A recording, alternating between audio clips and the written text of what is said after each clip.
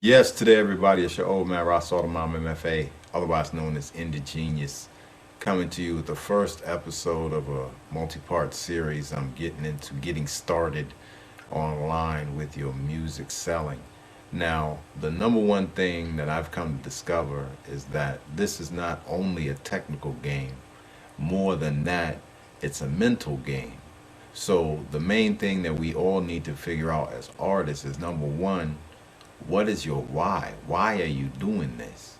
What do you expect to get out of the musical financial freedom that you get, right? Like when you are finally successful with your music, what is it you planning to do with the financial freedom? And in the vein of what you planning to do, eventually, are you willing to put in the work right now to get to that point? You might have people that you need to kind of rearrange in your life in order to be able to achieve that. Now, at the same time as there's people to rearrange in your life, you got to rearrange yourself in your life. Are you willing to do what's required in order to get this thing accomplished? So, if you are willing to do that, are you willing to make use of your full skill set?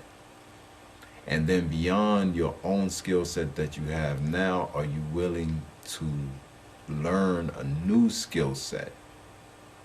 So I want to make sure and mention to you again, I'm your old man Ross Automom, MFA, otherwise known as Indigenious. I'm here to help you out with your band merch and at the same time guiding you through what you're doing with your online presence and with your music. Definitely check with me at rapshirts.org, and at the same time hit the link below so you can get this particular information we've got for you here. A friend of mine, Rodney, put together a course that tells about a free traffic system for getting more income so that you will have the opportunity to promote your music that much more. So he's also a fellow musician. I believe he's from Barbados. He's a Facebook friend of mine. He put together this product. So click through, check that out. If it's for you, great. If it's not for you, no worries. At the same time, it's something that's there to increase your knowledge base, which is what we all need to do when forwarding our music business overall. I'm your old man Ross Automom MFA, otherwise known as Indigenious. Get with me for your band merch at rapshirts.org. Yes, today everybody, it's your old man Ross Altamont and the family otherwise known as Indigenous. Listen, I was on the Audio Tech website earlier. They put out a post about how to promote your music.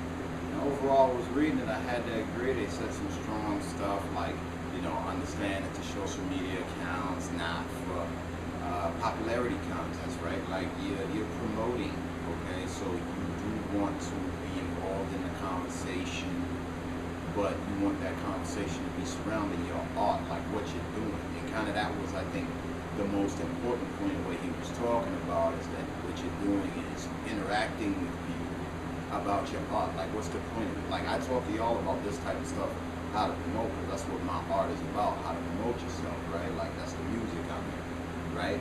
So, at the same time, you will want to understand that he was a little bit off on one thing from my perspective, right? He was saying, you got to do it old school, which he's talking about getting out and shaking hands in the street and all that kind of thing. And I respect that to an extent. But I think what he's talking about is kind of completely different industry from what it is now. You understand? So you got to take into account your opportunities right now. Let me run down a little big thing of how you can promote your music, okay? Especially taking into account, I don't really believe in all that running around shaking people's hands out on the street kind of stuff. You got way more access right on the internet. So let's say you're a music artist. You spontaneously over the course of your life now, this year, this month, right now, you're making your tunes, you're starting to get out there, okay? You very likely want to upload, if you don't have a website yet, right? You want to be moving toward getting a website where you can have a lot more communication. But You start with, let's say, SoundCloud. You could go Reverb Nation, which actually, I'm going to go ahead and give some inside information and tell you Reverb Nation is actually less exposure, but kind of a better platform in terms of initial setup, because it does a lot of stuff for you, like collect email addresses, which is kind of the point of the music business. You want to stay in contact with all the people. Okay, so you set up this profile. This profile is going to link to somewhere where your songs can be downloaded, be purchased. The person can in some way keep a long-term contact with you. Number one easy way to do that would be to, again, you use a Reverb Nation. So you got one form of email contact. They also give you a widget where people can sign up, and because of that, you go to any of these free website services, Wix or whatever. You make yourself a page about here's me, here's my music, and here's the box. You put your email in here, and I'll send you, my track. I'll send you. More importantly, what I think is to be taken from what I'm saying, from the article I read, what got me thinking about this is you want to have something more than your download, right? Like your music is great. It's a reason for people to pay attention to you, but now that they pay attention to you, now what, right? Like music isn't what it used to be. It's much more like video now. Like video is really expensive to create and really beautiful and everything, but you're not gonna get paid for making a video. You kind of know that ahead of time. So you kind of got to know that about any one individual track. You're using that individual track to introduce yourself to people. And once you introduce yourself to people, what are you talking about? You see? So once you got that SoundCloud up, that or Reverb Nation, that link next to your song, the buy link, when you click on that link, is going to go to whatever small web presence you made for yourself on Tumblr or wherever, where you can update it and you can install yourself that box that, in the case of Reverb Nation, comes with the service. In the case of SoundCloud, you could probably go to a site called FeedBurner, right? And they give you a little email sign-up thing you can use for that to connect people to anything you post on your website. You're going to start with two, right? So my point is that you have kind of a basic system. Your songs are promoting you. People are following those songs back to your presentation and keeping contact with you.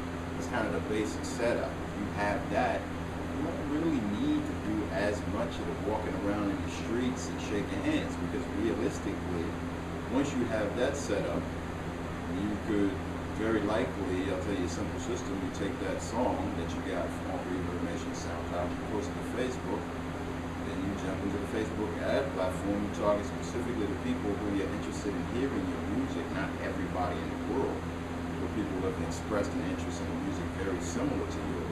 Put the name of that artist in as their interest, you pay $5, you're going to pick up how many people that day, you understand? So it's a way of thinking about your business that will allow you to accomplish a whole lot of things by setting up simple systems that keep people retained in your organization, right? Which your organization is the expansion of your art, and these people will eventually help you to expand your art. And that's what I'm here for. It's your old man, Russell, I'm going to fake. Otherwise, I'm going to genius. Log on to howtobeafamous rapper.com right now.